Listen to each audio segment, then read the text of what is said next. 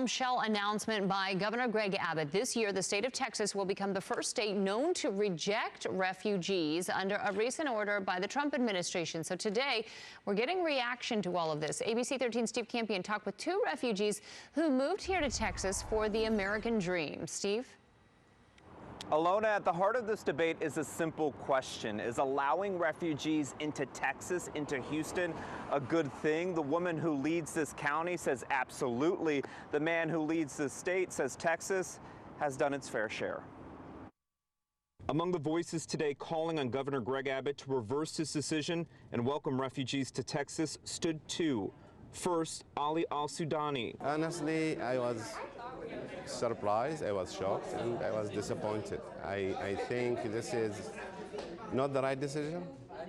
I think this doesn't portray us as Texans and who we are. Sudani fled Iraq after helping American forces more than 10 years ago. Honestly, if this program was not in place, if I was not able to come back to the United States and to Texas, I could have been killed. I could have been assassinated. My whole life could have been changed. I don't know if I would have been alive.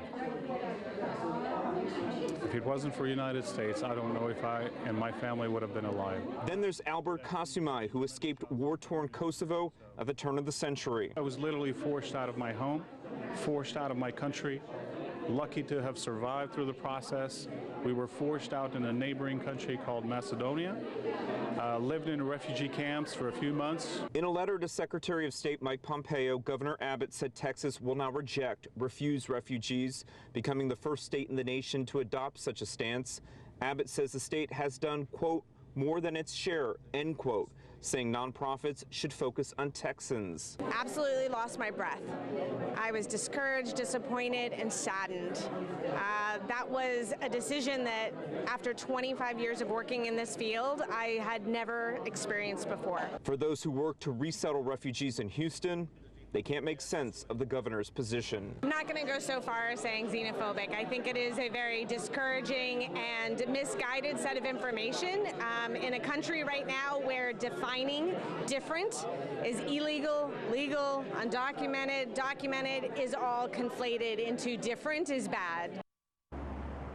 And we certainly did reach back out to Governor Abbott's office to ask him about today's statement by the county judge. So far, no response. They wouldn't elaborate on his decision, only sending us that letter that he sent to Secretary of State Mike Pompeo, again, basically saying that Texas has done its fair share when it comes to refugees. We are live in downtown Houston. Steve Campion, 13 Eyewitness News.